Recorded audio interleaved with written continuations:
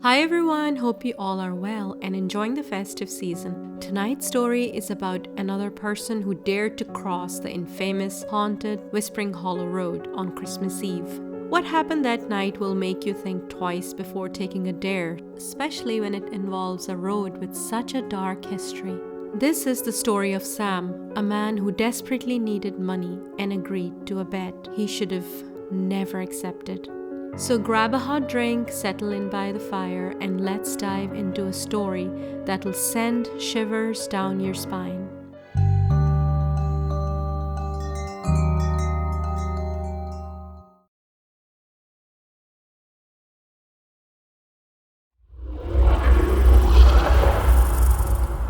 It was Christmas Eve and Sam sat in his car, parked under a street light in his neighborhood. He held his phone in his hand, Ryan's voice coming through loud and clear as he spoke. Come on, Sam. It's just a road. $500 for an hour of driving. You'd be dumb to pass this up. It's not just a road, Ryan. Everyone knows Whispering Hollow is weird. People have seen stuff there. Ghost stories for kids. You're not scared, are you? Sam clenched his jaw. The truth was, he was scared, but he needed the money. His rent was overdue, and Christmas didn't bring much cheer when you couldn't afford a decent meal. Fine, I'll do it. You better have the 500 ready when I'm back. Deal. Don't chicken out halfway, Sam. Ryan said before hanging up. Sam tossed his phone onto the passenger seat and started the car. The heater struggled to warm the freezing air as he turned onto Whispering Hollow Road. The streetlights ended abruptly, leaving only his car's weak headlights to cut through the darkness.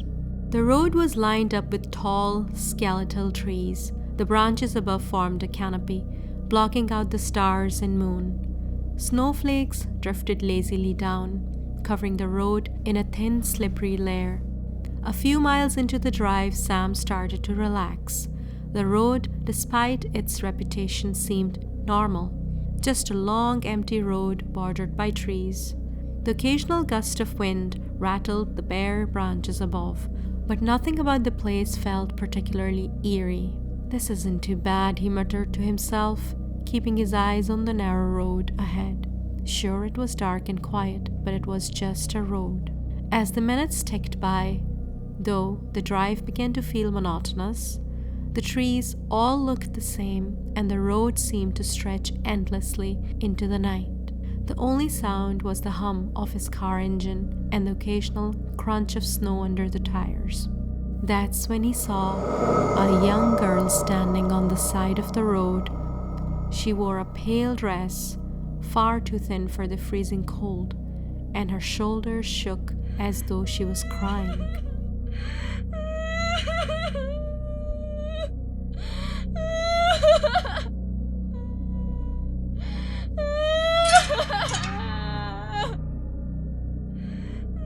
Sam slowed the car and rolled down his window. Hey, are you okay? What are you doing out here alone? Her face was pale, her eyes red from crying. I live nearby. I hurt my leg and I can't walk home. Sam hesitated, glancing at the empty road ahead. All right, get in. I'll give you a ride. She climbed into the car. Sam turned the heater up and started driving again. What's your name? He asked, trying to make a conversation. Victoria Thompson. How old are you, Victoria? I'm 10. She said, staring straight ahead. Sam glanced at her as they drove through the dark, silent road. Something about the situation gnawed at him. How did you hurt your leg, Victoria? And why are you out here all alone at this time? He asked, trying to keep his voice calm. Victoria didn't reply. She kept staring straight ahead, her face expressionless, as if she didn't even heard him. Sam shifted uncomfortably in his seat. The silence felt heavier now, but he decided not to push her. Maybe she was too upset or scared to talk, he thought. and he focused back on the road. They drove in silence for a while. The hum of the heater was the only sound. Sam couldn't shake the feeling that there was something strange about her, something he couldn't quite put his finger on.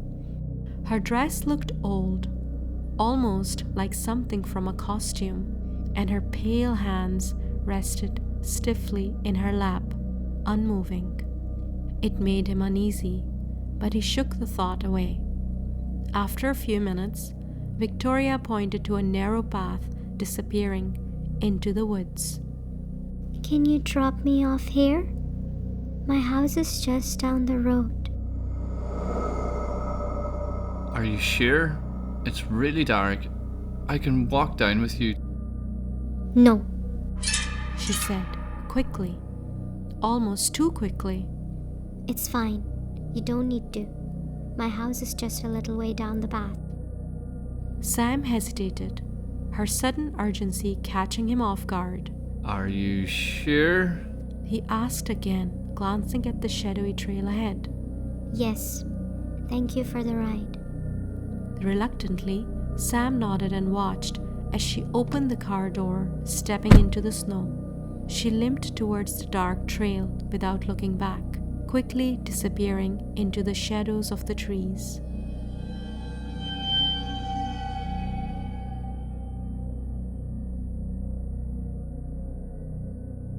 Sam drove off after Victoria disappeared into the woods, shaking his head to push away the lingering unease. The road stretched ahead, silent and empty, but he couldn't stop glancing in the rearview mirror.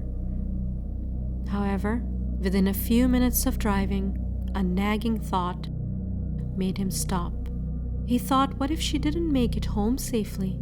It's Christmas Eve after all. With a frustrated sigh, Sam hit the brakes. He turned the car around and headed back, his headlights cutting through the dense woods until he reached the path where he had dropped her off. Grabbing his flashlight, Sam followed the narrow trail into the woods. Victoria? Are you okay?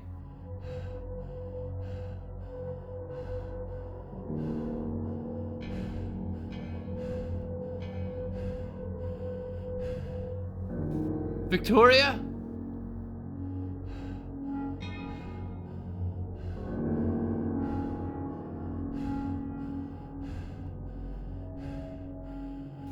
Victoria? There was no answer. He walked further, and the woods opened to reveal an old, worn-down house. Its windows were shattered, and the roof sagged under the weight of snow. A rusted sign above the door read, "Thompson Family Home." His flashlight beam swept across the ground and landed on something. A gravestone. Victoria Thompson, 1965 to 1975. How could she have been in the car if she died almost 50 years ago? He bolted back in his car, jumped in, and slammed the door shut. The engine roared to life, and he sped down the road.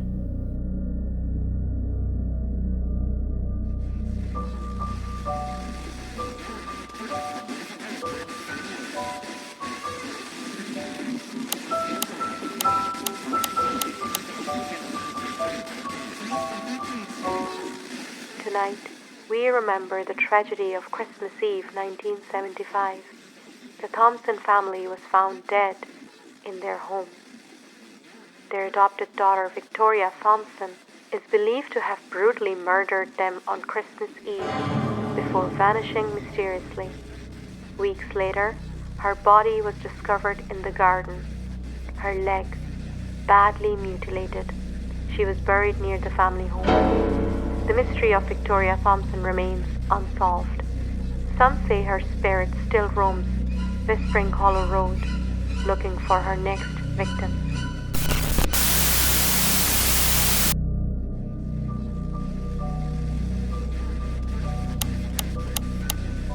stupid radio? Why is it not turning off?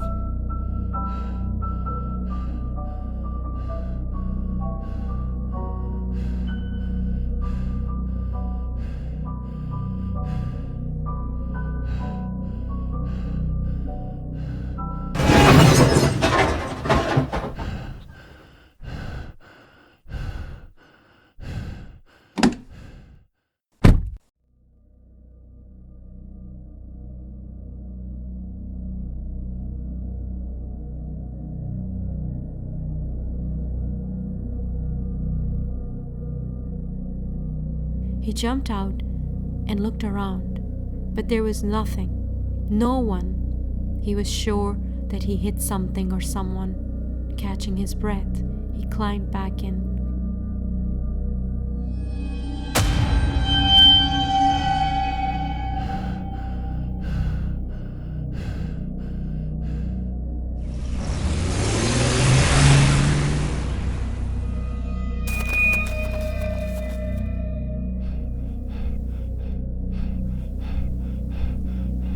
What's happening to me? Am I hallucinating? I've been driving it for over an hour. This journey should be nearly done. Do you want to know how I hurt my leg?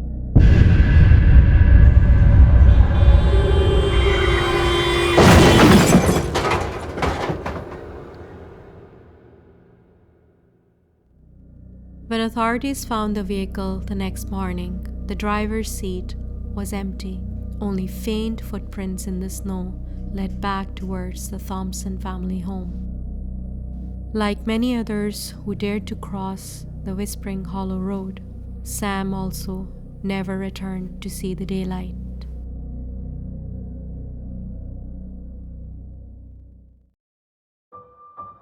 Hi guys, hope you enjoyed the story. If you like it, please share with your family and friends. And I'll see you again with another creepy story. Until then, bye!